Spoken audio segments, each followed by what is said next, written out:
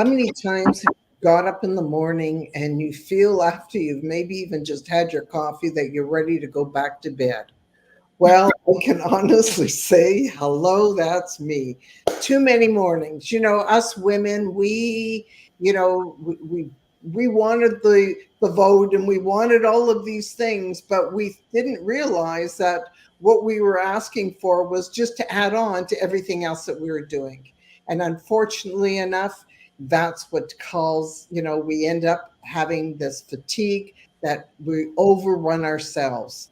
But also, there's more to it. So today we're going to be talking just about that. Hi, my name is Glenda Kroll, and welcome to Let's Get Real. We're going to be getting down and dirty and discussing some of the realities of the way life really is. So welcome today, and this is my host as well. Everybody, I am Nicole Harvick, and Glenda's not kidding when she talks about tiredness or fatigue. And this is just one of those days that, Glenda, I'm going to warn you, if you see me slide out of my chair, I'll just kind of raise my hand from the floor or tap out or something because, I've been on the road for 4 weeks and I'm really tired today. So I guess everything has just caught up with me. So when I was going over our guest today and all her fabulous information we're going to receive, I got really excited. So I'm hoping she's going to cure me today. We'll see. But anyway, our guest today is a naturopathic physician, which I absolutely love. I'm not that allopathic girl, so this is going to be a fun interview. And what she's going to talk about is chronic fatigue, brain fog, which I'm not even going to go there, and long COVID recovery. Her mission is to guide you to restore your energy. And I can't wait to hear about that. And one of the things she says is knowing the number one cause of your fatigue is the first step to build back your energy. So I want to welcome to the stage, and I'm going to say this really slow, Dr. Jenny Tufenkian. I hope I'm right. You did so well. Yes, great. I'm excited to be here with both of you amazing women today. Welcome, Dr. Jenny. That's what we call her, Dr. Jenny. And she is a darling of a woman. And you know what? She's a wealth of information. And I just totally adore this woman because she talks sense. And that's what I love. She talks in regarding what the problem really is. So let's start today by maybe giving everybody, a little bit of synopsis of how this all came to be. How did you decide to become a doctor? Yeah, well, that journey is a little bit of a long one. I'll give you the abbreviated version, which is really when I found myself unexpectedly pregnant and single, and with a broken knee, so I couldn't do the things I used to do for money, which was professionally bake. I had a degree in political sociology, was trying to figure out what to do next in my life. And I had this massive insight once I'd committed to being this kid's mom for at least 18 years. We know it goes on further than that. He's now 33. That I had this real insight that I'd always wanted to be a physician, but I didn't think I was smart enough. I had gotten a C in a high school biology class. I didn't even study for the test, but I figured because I got the C, I was stupid.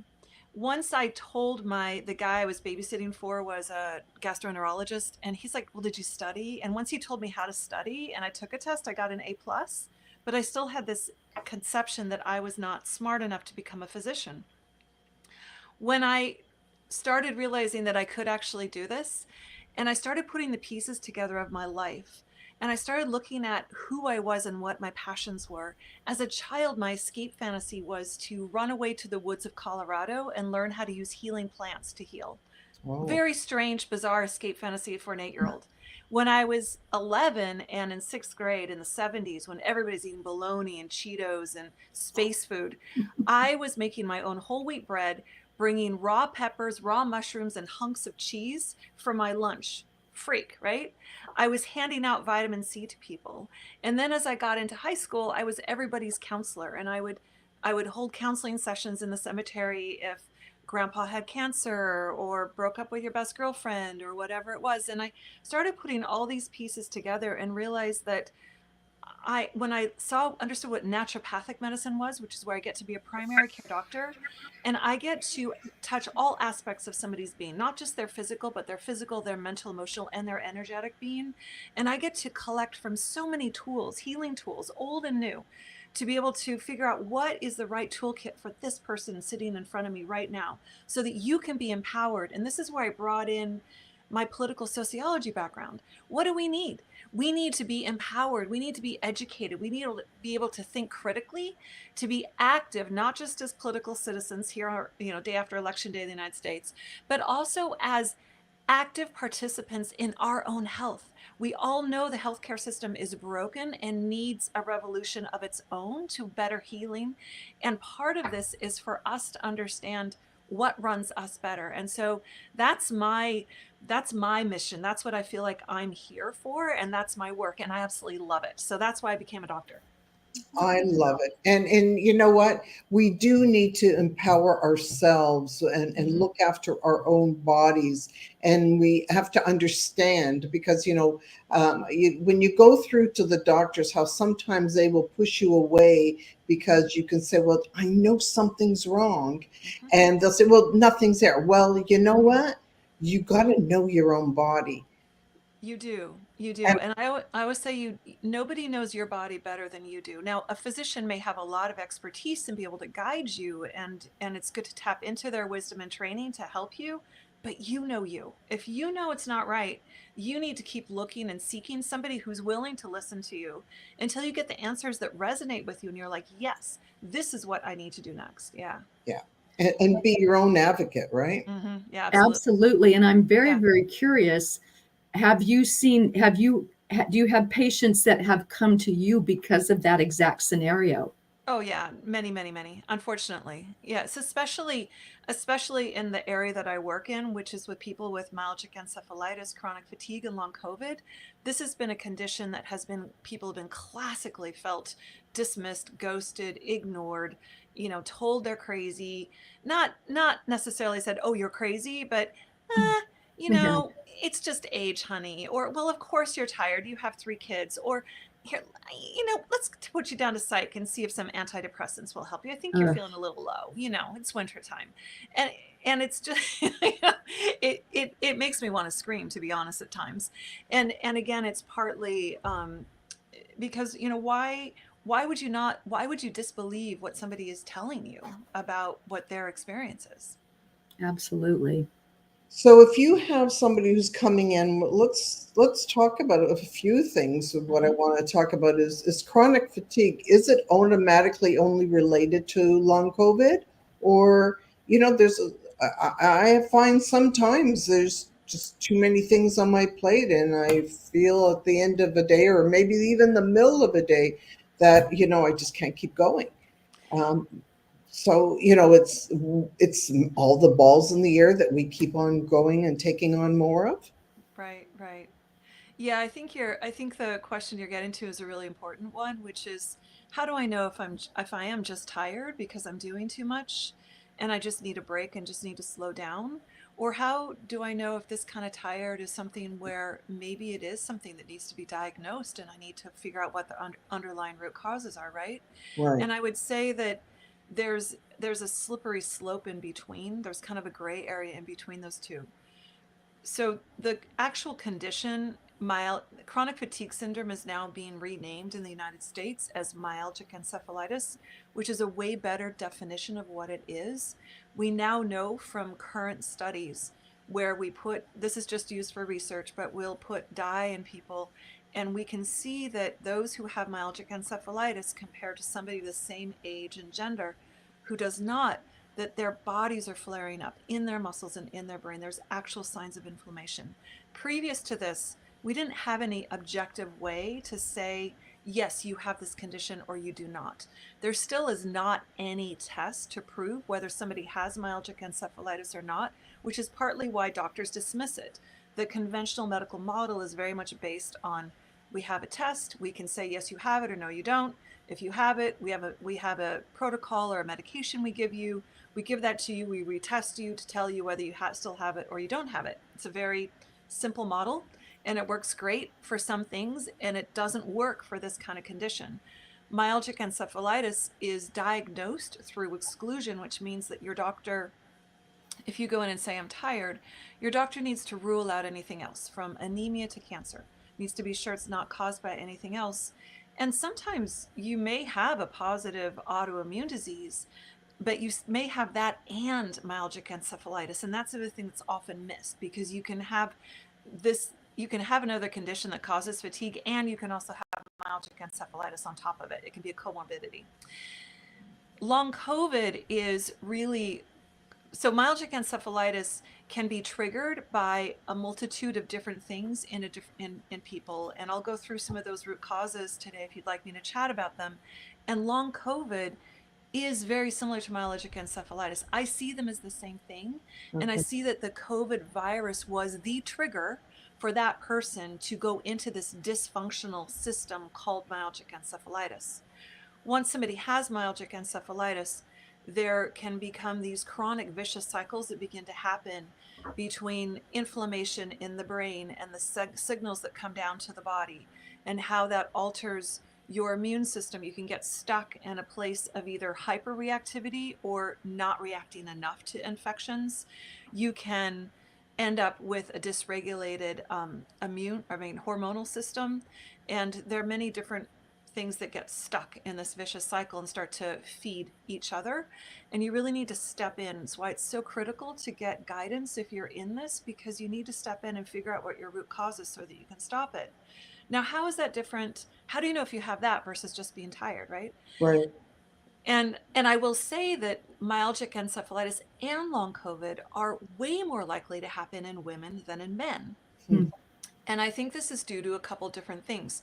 One, we know that because of our hormones and the way that they respond, we're more vulnerable to get these conditions and how our immune system is affected. I also think that there is a cultural and social piece to this, and a biological piece, in the sense that, you know, frankly, biologically, we're here to make babies and to procreate on a purely biological, and there's a drive to keep going no matter what for the species. And there is this drive. Some of us have chosen not to have kids and use that drive to create other things. Some of us have children and that drive to create, and we do both, right? And, you know, we're very busy with all those balls in the air. But there is still this thing where I'm going to push aside anything, any pain or thing I'm experiencing, so that I can keep going for others, right? Yeah. And a lot of us push this into our work, and there may be some unconscious beliefs of I'm not good enough, or I need to keep going, or, you know, cultural overlays of because I'm a woman, I have to prove myself more, you know, whatever those things are that are cultural and biological overlays. We push ourselves really, really hard, and it's hard for us to take a step back to take care of ourselves. And a lot of us drive ourselves into a place where we are doing too much, and we are at risk for getting myalgic encephalitis. There are 5 root causes, and the first root cause I call the hormone triangle, and it's your ovaries if you're female, testes male, your adrenal glands, and your thyroid. This triangle works perfectly together like a symphony in your body. It always wants to be in balance. If one of those gets out of balance, the others will try to kind of match it. Kind of like if somebody's playing out of tune, the others will try to match, you know? And this, I call this the gateway root cause, because so often, so many of us women in our 20s, 30s, and 40s are on that total stress express, doing everything. As you say, Glenda, all those balls up in the air, juggling. Listen, yeah. And for many years of my life, I was told I had adrenal failure, like it was. Right. So what do you do when you're in that path? Right. So I think one of the signs of what, if you're looking at what the adrenal failure can feel like, so some of the signs, one of the things that I would say is if you feel like you're tired at the end of the day, and like Nicole, you've just been traveling. So my question to you would be, how long does it take for you to recover from 4 weeks of traveling? Everybody knows 4 weeks of travel is exhausting. You know, my dog, I took her, she's 60 in human years. We went on a super long, extra long walk this weekend, and she didn't really want to do anything the next day. She's in recovery mode. She's smart, right? She's smart. Like a lot of us don't give ourselves that. We don't give ourselves the break. Yeah. So my question is, how how long does it take for you to recover if you actually give yourself the space and time to recover? If you go full out and you can recover by just kind of slowing down a bit in a day or two, that's honestly probably normal. I have to put this statistic in here because I know a lot of people listening are maybe entrepreneurs, or you take your motherhood on its professional level. I was told the statistic that those of us who are entrepreneurs have energy output of NFL quarterbacks. Oh, Wow. goodness. And then you start thinking about the team that they have to manage their bodies. They have the nutritionist making sure their calories in are perfect for them, their macros and their micros. They have trainers making sure that they are doing the right amount of activity based on their activity level. So they work up to a game, they rest after a game, they work up to their next one. Are we doing that? Like, Nicole, did you do that for this trip? Did you pace yourself so you had the energy for this trip and then book in time afterwards to regenerate, right? Yeah, there was just almost no time in between it. It's in some instances, Yeah, right. Yeah. And so that's where I would say that, if you're but how is your recovery is one of the things I would ask. One of my patients was a very, very successful salesperson who worked for a huge, huge international company and traveled to Asia and all around. And unfortunately, she got very ill. She got an infection, which triggered her myalgic encephalitis.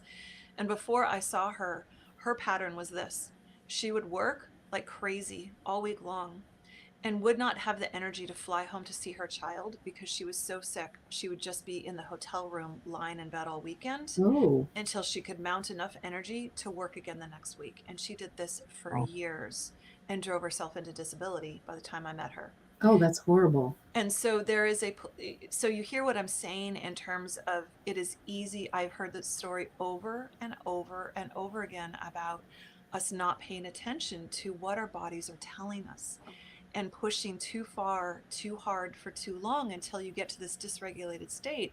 And it's a lot harder to dig yourself out at that point. Still possible, but it's obviously you have more things to work on then because you become very vulnerable at that Or point. until the universe does something to you that knocks you Yes. off your feet. Yeah. Indeed.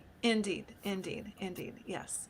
Yeah. And that was really my story too. When I was the reason I got into this particular condition is because it's been a personal journey for me. When I was a second year medical student, I decided it was time to have that second child.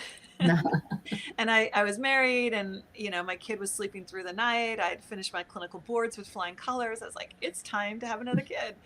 And Yay. right, I had multiple miscarriages, and one of them at 17 weeks, and that I hemorrhaged and Wow.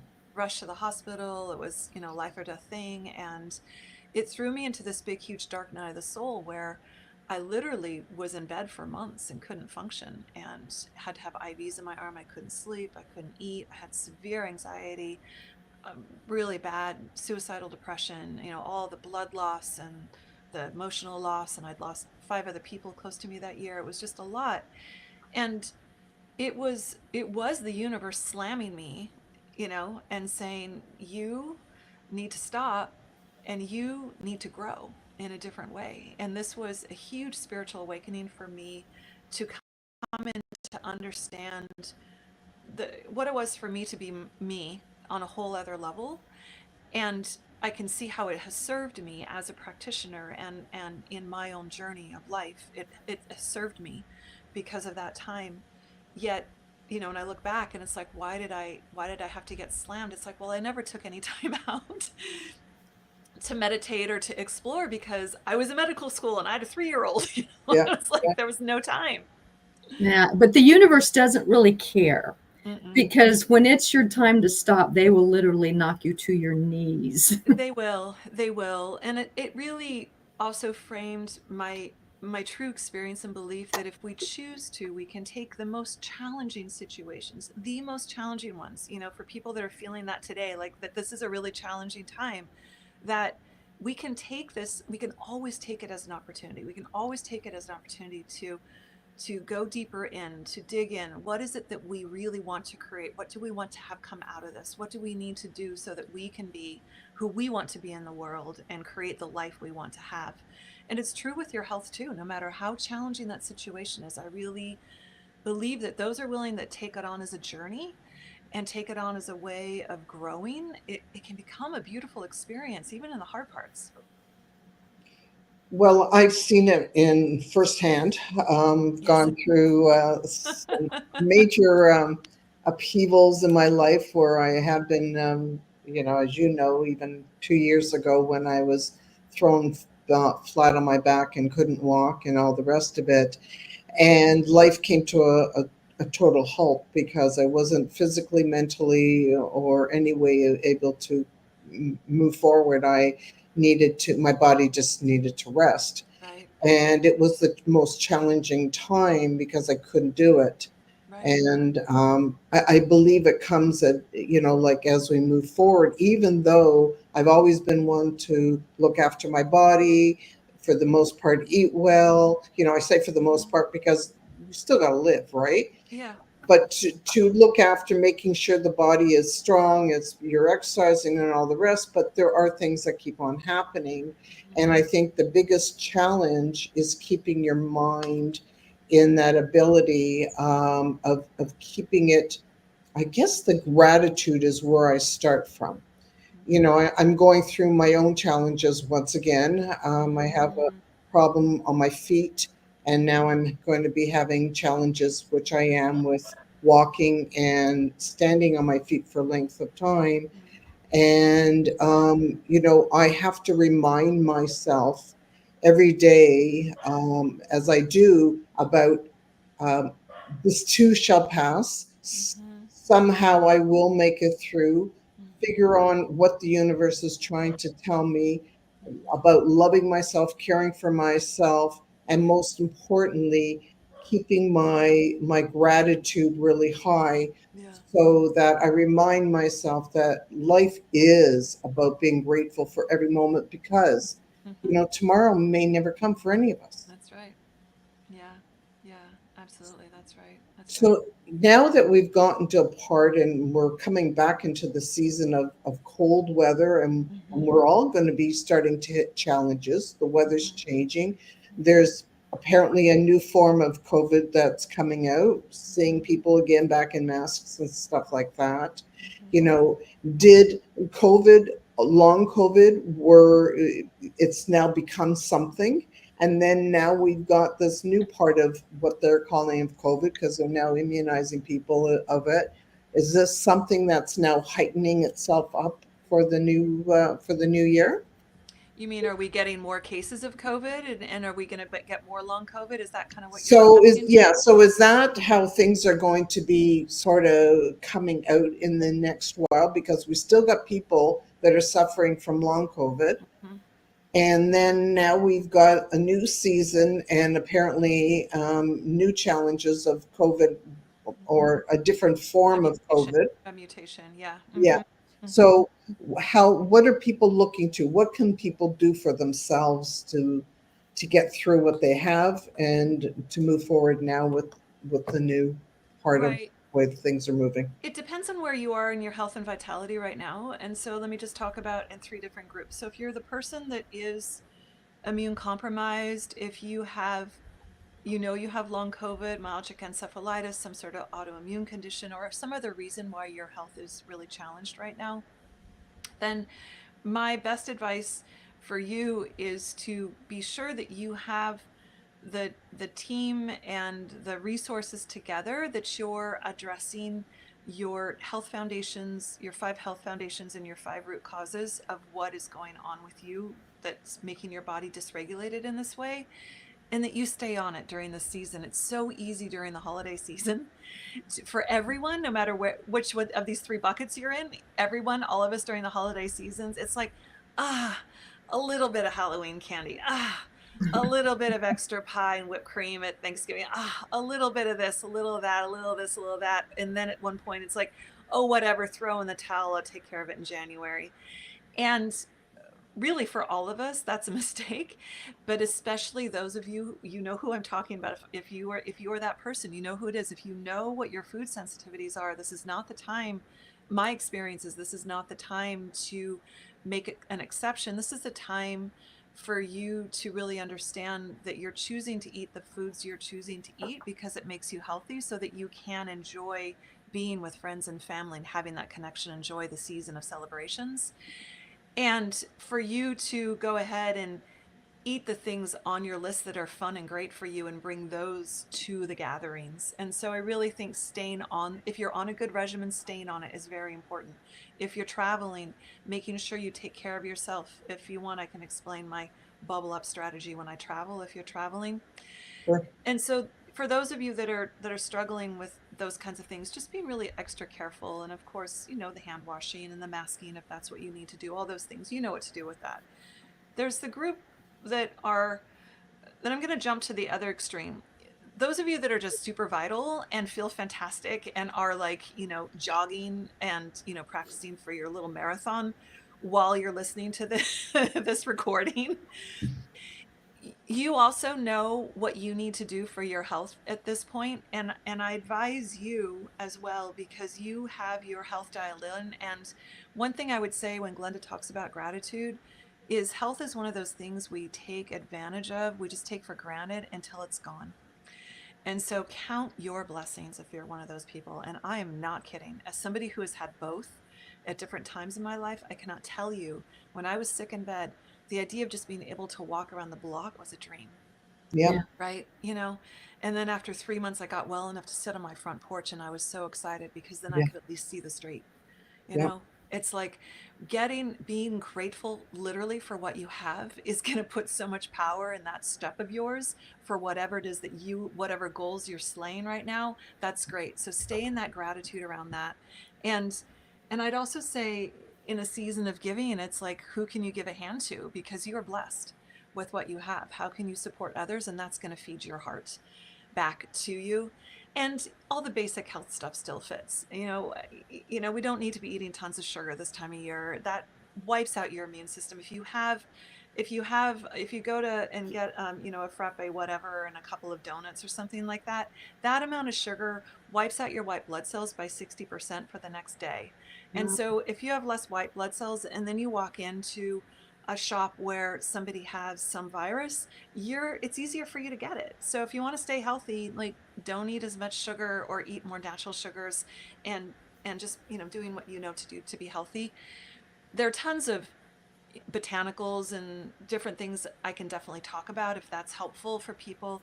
But let me first jump to the middle bucket, which I think is the women that we're talking to, especially the women who, like you, Nicole, who, you're doing okay, not necessarily I'm assuming you're not diagnosed with something, but you're pushing it all the time. You're kind of right on that verge. Like, maybe you do have some adrenal fatigue, or hypothalamic pituitary axis is what it's called, or maybe your thyroid's a little bit dysregulated, or you're going through perimenopause, and so you don't have as much natural anti-inflammatories in the form of estrogen and progesterone, and you are more likely to get inflamed and react to things.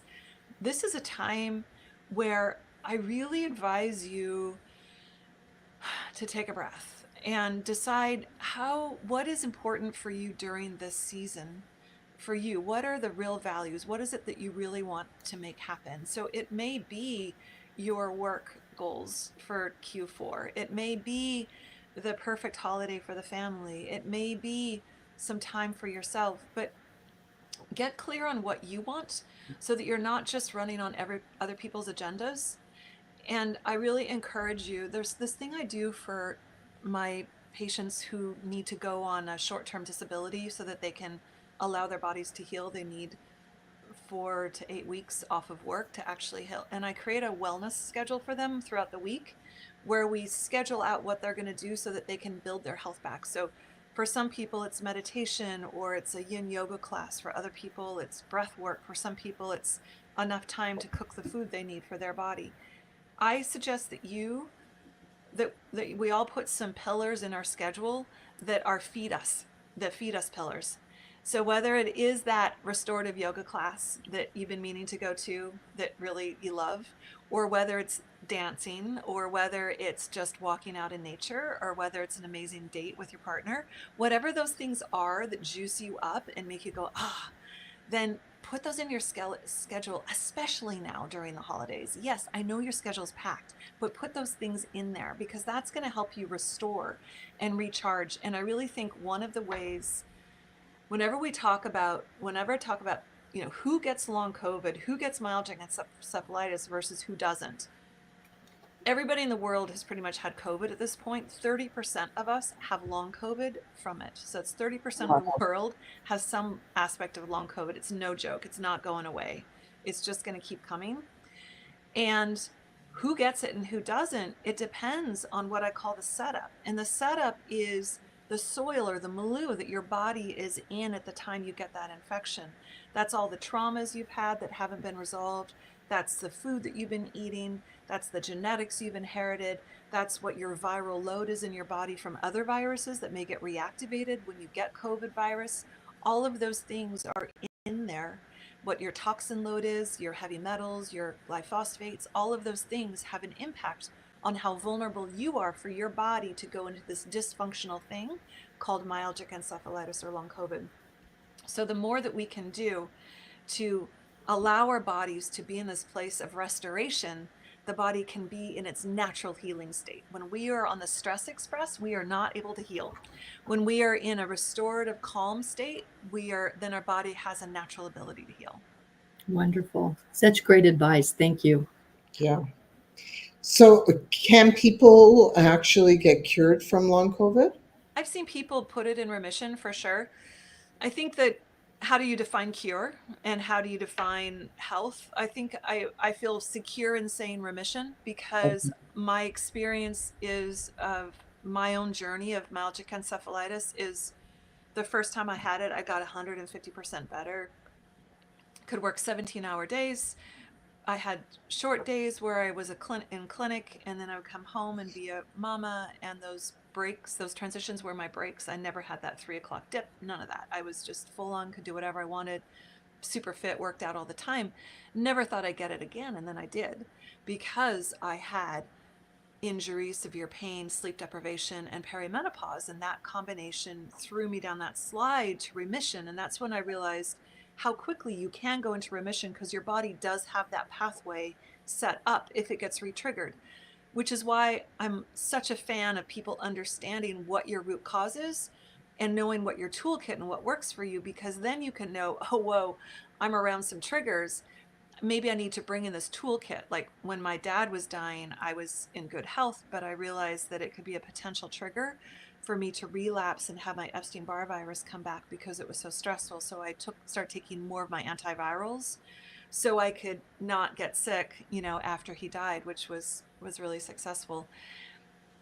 But that said, I do believe we can put this into remission. And once you understand what your triggers are, you can stay proactive and keep things in remission.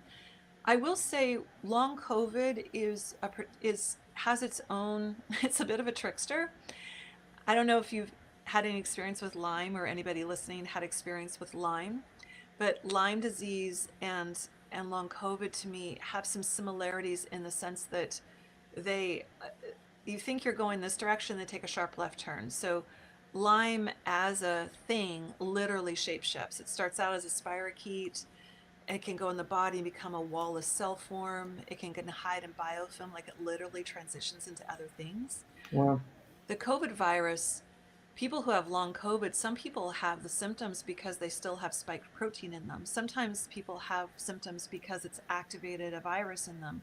Some people have it because it's damaged their blood vessel wall. Some people have symptoms because it has attacked their vagus nerve and they feel like they're agitated all the time.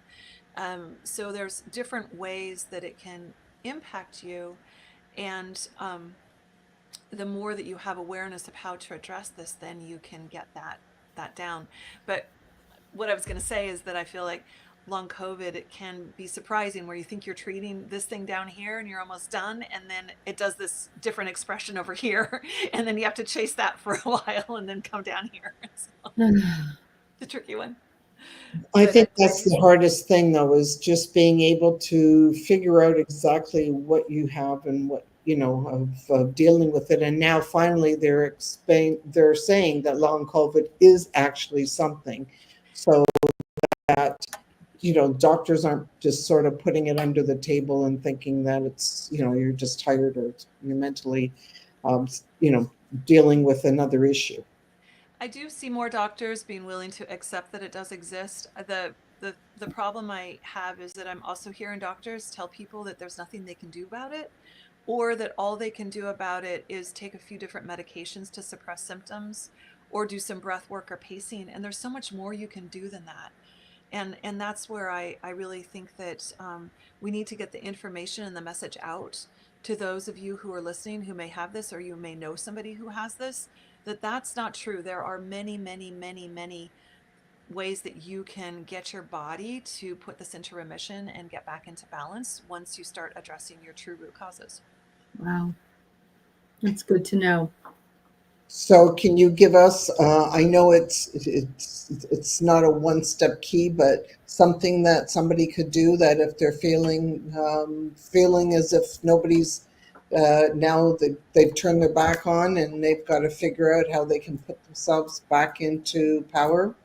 Sure. Yes. I want to answer that in two different ways, because I know Nicole was hoping that I could cure her today. Probably isn't going to happen, because unfortunately you have to cure yourself. Oh, I know. But I would love to, but I'd be very happy to talk to you more about what's going on with you. But let me just answer the question.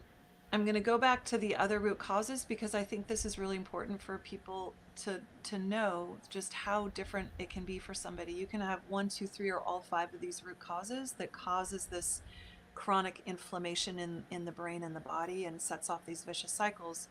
One of the root causes, like I talked about, can be this hormonal imbalance. Another one can be chronic infection. So this can be a reactivation of chronic viruses that you may have had as a kid. Maybe you had mono in high school or college and it completely went into remission. But the stress of having just any stress, motor vehicle accident, hard birth, divorce, all of those things can trigger Epstein-Barr virus. Epstein virus is incredibly opportunistic.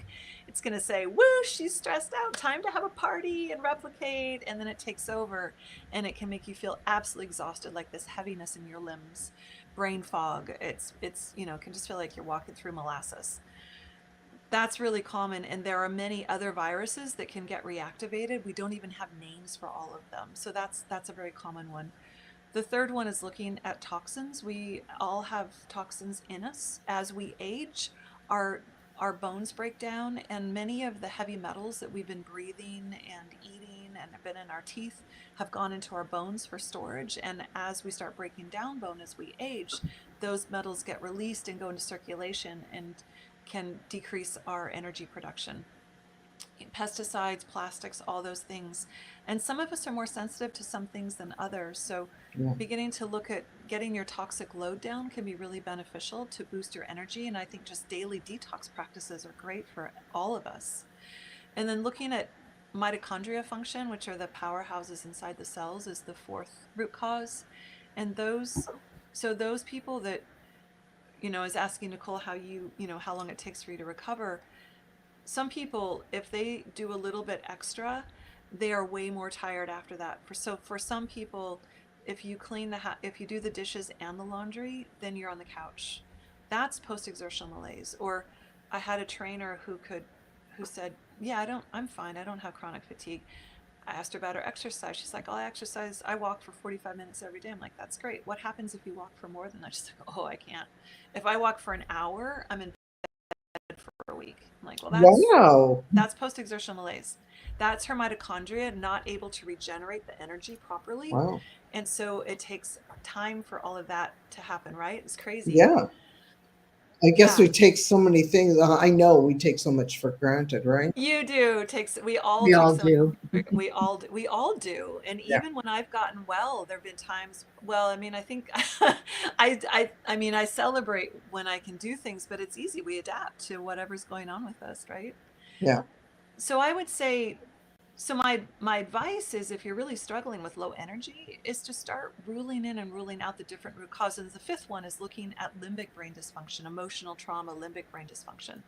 So if you have chemical sensitivities, if you feel like you're always waiting for a shoe to drop, you're kind of wired for things to be going, feel like things are a hard time all the time, this can be limbic brain being altered and altering how your body functions. So just knowing that there is more than one root cause, and that you need to be investigating and knocking on doors, I think is really important for people who are struggling with low energy.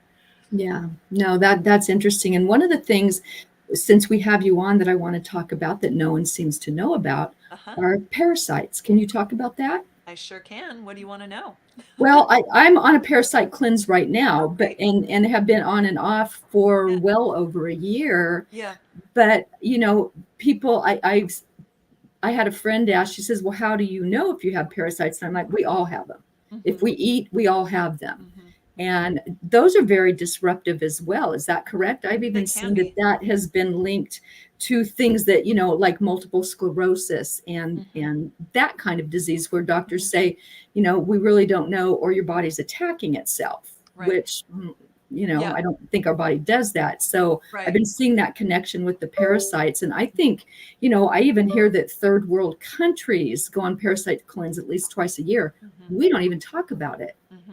Yeah, I think it's really true. When I was in medical school many, many moons ago, there was always this talk like parasites happen if you've been camping or traveling in foreign countries. It happens everywhere. You can go out to a restaurant in a really nice city and get parasites on your lettuce, or if you like to cuddle your dog, or walk around in water barefoot like I do all the time. I mean, stuff happens. So yes, I think we have them. They can be very disruptive to some people. I don't think all parasites are disruptive to everyone. And there's even oddly sometimes when a parasite may be beneficial for some people, which gets really tricky.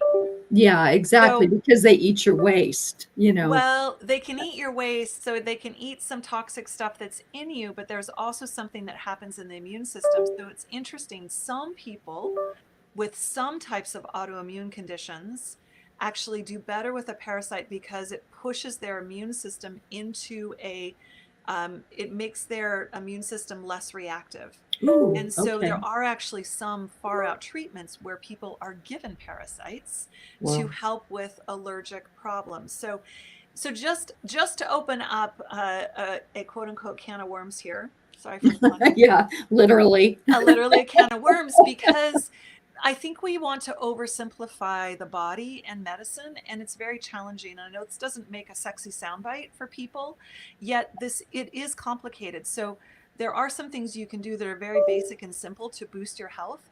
And I would say, yes, if you're having gastrointestinal problems, if you have gas, bloating, diarrhea, constipation, if you don't feel like you can break down foods, if you feel like you are swollen and stagnant, if you have headaches, if you have skin breakouts, looking at gastrointestinal function is huge. Liver, gallbladder, gastrointestinal. I'd start with, are you eating the right foods for you? And ruling in and ruling out which foods are inflammatory for you, which ones are working for your body right now in the stage you're in is key. Making sure you're getting enough water and getting enough rest, and that you have good amount of fiber for you and good amount of whatever probiotics your body needs are important. And then I do test for parasites for people who are symptomatic, because I want to be sure that that's not making it so they can't heal. And often I find treating the parasites are huge for people. I mean, it's huge in terms of getting energy back.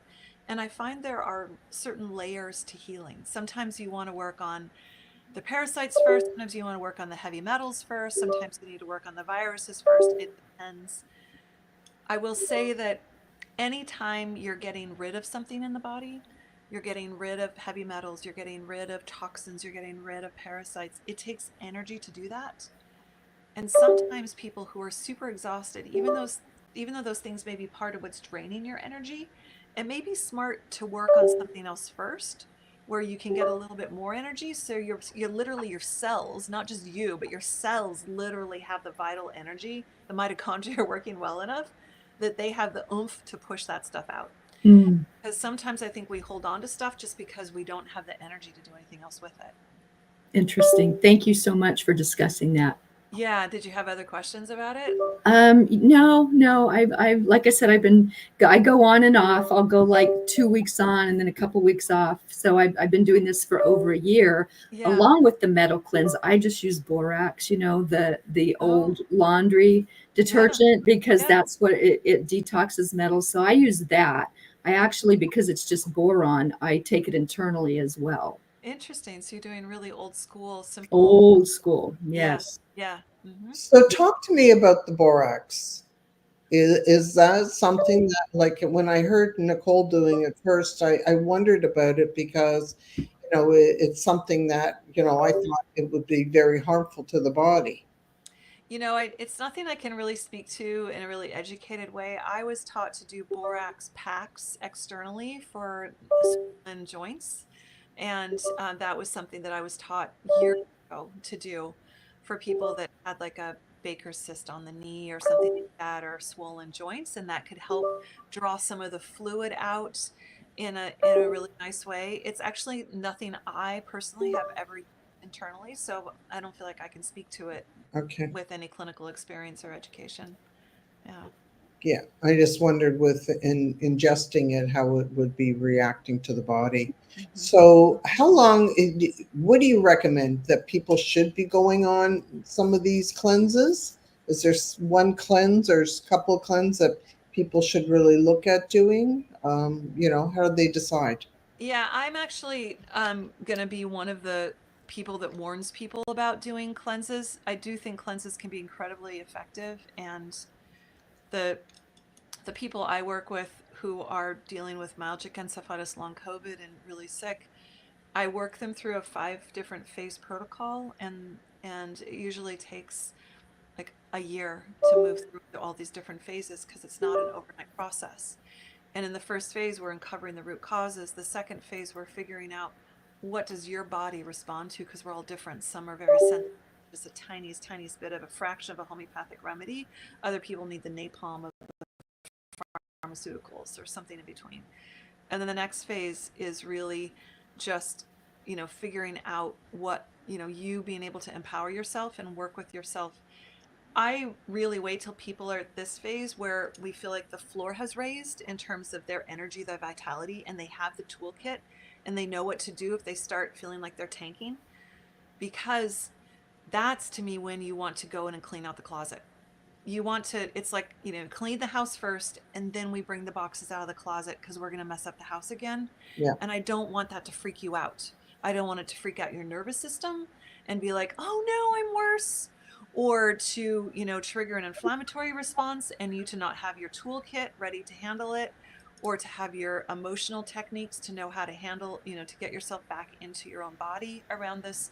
So I am one of those people that I'm not excited about everybody in January going, yeah, I'm going to do a cleanse. I'm Yeah, going to yeah, juice yeah, for three exactly. days and and then I'm going to start eating pizza again. It's like that to me is not real health. So I if somebody wants to bring on detoxification into their lifestyle, I think it's smart to do something every day. And I have something I do every day, which is I'm drinking a ton of water every day.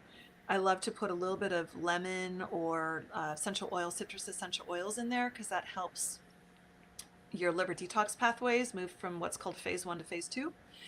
And at nighttime before I go to bed, I do dry skin brushing all over my body, which moves your lymphatic system. It's like it's like taking the garbage out to the curb so the garbage can pick it up. It's like you do lymphatic brushing and it helps move the toxins through your body so that when you go to bed at night, which is when your liver cleans through the lymphatic and does a second cleaning, it's already there, it's presented to them. So I do the skin brushing before I go to bed, and I take a Epsom salt bath where I sweat and I get toxins out, or I take a sauna with a cold shower and I put castor oil on my liver. And sometimes I use essential oils that are also detoxifying and liver supportive at that time.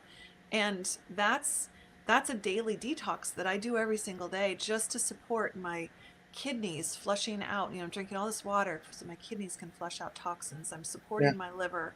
I take different herbal combinations that are great for the liver, protective and supportive for detoxifications.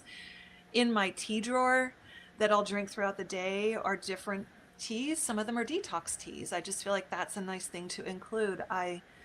One of my favorite teas to drink is I'll take a bag of nettles, a bag of peppermint, and a bag of Wow. dandelion leaf, and I put all three of those in a Mm. big teapot or mug of water, and that's a great herbal combination, and it's really nutritive for the body, and it flushes out stuff, and that's just a thing that I do. And so I think that, if we can begin to, instead of saying I'm going to go on this cleanse for 3 days, we start thinking about what's the one thing I can bring in that I can start doing today Yeah. to add on as a habit. And then once that's involved, what's the next thing I can bring in today that can become part of a habit? Because honestly, we're getting toxed all the time. Yeah. I mean, we really are. And so the more that we can do, and then when your body's ready for it, go through some sort of supported cleanse that makes sense for you when it does, whether that's you're doing on your own or you're guided or however it is. When I talk to people about how to detox, I have all different levels of detoxification I'll do with somebody. Like 5 people will come back with a heavy metal panel and they're all flared up with heavy metals in them.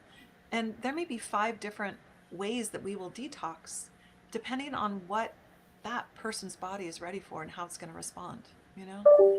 Oh, Great information. Really great information. Reminded me just about when you started about the nettles. I used to do nettle tea and dandelion, and I've gotten away. And I guess that was my reminder. that's It's your more Yes. reminder. to it. Yeah, yeah. I No know. coincidences. You heard it. No, well, Yeah. that's why I'm saying. Yeah, Yeah. it's Yeah. time to bring it back in. Yeah, I know some of those things that we did way back then. For some reason, I'm thinking of the herb Pau de Arco, which I used to drink a lot when I was a lot younger, and I've sort of forgotten about. But that's a really nice healing herb. It brings oxygen to the cells. It's a great botanical. So there's so many of our botanical friends out there Yeah. that are just there to support us, and bringing those in as part of our daily life is great. And even taking a moment to have your tea and just actually sit with it Yes, and enjoy right. it with quietness for a moment does so much for you. Right. And I would say that's another part of my something that I've incorporated in that I really encourage others to bring in consciously. I think we do a lot. Our nervous system gets pretty jacked up in this day and age. There's so much expectation to be doing and going all the time. We have so much stimulation towards us, the 24/7 cycle. Yeah. There are very few times that we really stop. I mean, as a kid, I took the bus and I didn't have a phone, of course, because they weren't invented yet. And so I would just space out, I'd look Yeah. at the trees or I'd look at people, I'd look out the window, and it was actually a really good time to just do nothing. We don't have that time. And I think bringing in time to do nothing and then also being intentional with what I call brushing and flossing the mind, because those negative thoughts, they may even be energies that we picked up from other people. A lot of us are energy sponges. We Yeah. may have feelings or heaviness or fear or angst that aren't even ours. And learning how to clear our energy field and bring in what we want and be intentional with how it is that we want to be in the world. And then if something feels off, how do we pay attention to that? What do we need to do that instead of walking around with it like that with those toxic feelings or ideas for too long? So, wow, it's so right. 150%. That's what we all have to start learning how to do. How do we turn off? So, as we're getting to the end of the show, we've come to a part where, our life is constantly going.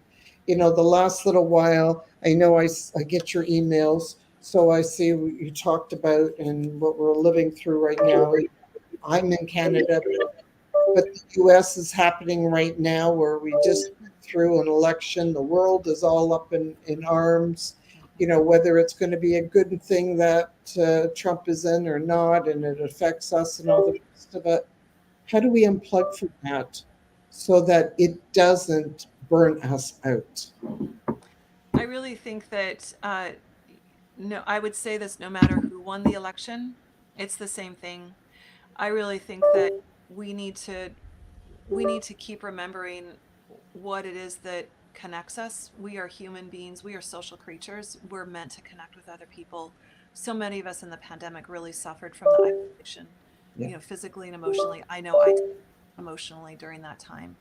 And some of us are still dealing with those repercussions. It really pointed to how social we are. We need each other. We need community. That's what makes us feel safe. When we know that we can go to our neighbors, to our family, to our friends, and connect. And what I really think is important is that we connect with who we are. We talk about connection. When I say connection is one of the 5 health foundations, the connection, it's connection to yourself. So it's doing that work so that you're in alignment with yourself. It's connection to your higher self, whatever you say that is. Like, is it being in nature? Is it a spiritual practice? What is that higher self connection for you? And then connection to others and community. And I think it's really critical. I think it's critical at this time in this stage of the planet, where we are and the transitions we're going through, that we remember our humanity, and that we remember that there's more that we have in common than we don't have in common. And every time we other somebody else, every time we say they're not like me because they have, their hair color is this color, or they wear makeup, or they don't, they pray this way, or they eat that way, whatever, every time we do that, we're cutting ourselves off from ourselves, and we're cutting ourselves off from each other. And the more that we can come with compassion from ourselves to others and be willing to be brave and bold and have those conversations, I think we're going to make a better planet. I had many conversations last week with perfect strangers talking about challenging issues around the election, and I felt incredible connection and incredible strength. And I know those people really enjoyed the conversations too. I invite you to reach out to those around you, get the support from those in your tribe that know, that love you, and be brave and reach out and start making connections with those who are different from you, because that's how we're going to create the world we really want to live in. I love it, and I 1,000,000% agree and honor you with that. And I really don't think that we are so different. I think we have more similarities than we realize. And hate is just such a horrible word that does nothing but just breaks up the world. It does, yeah, and breeds fear in us and creates disease. Yeah. And yeah, the war inside and the war outside. So yeah, that's not what we need. We need love, compassion, connection. Empathy, all of that is what helps us to Yeah. grow and lead a better world. Yeah. Well, before we end off, I want to thank you, Dr. Jenny, for blessing us today. You are just a beautiful bowl of information, and you always shine. And I thank you very much. I have to get together and have our usual and maybe our own cup of tea together. Exactly. And keep it going, but we never end any of our sessions without our dear Nicole giving us her vibes of what she feels about the segment today. Well, for me, this is the ideal conversation, because I truly believe that we have a most brilliant body, and our body will tell us everything we need to know if we just listen. And that's the biggest problem is we don't listen to each other, much less just sitting in our silence for a few moments and absorbing what our body's telling us. Because I lay on the couch at least once a day. You talk about meditation, I do that as well. But I just lay there and ask my body, what do I need to know? Tell me what I'm missing, tell me what's going on. And it never fails me. It might not come at that moment, but it will arrive when it's supposed to. And for me, just the other day, I have to find a new primary doctor, and the first thing they said to me when I called to make my appointment is, be sure to bring all your medicine in. And I said, well, I don't take any.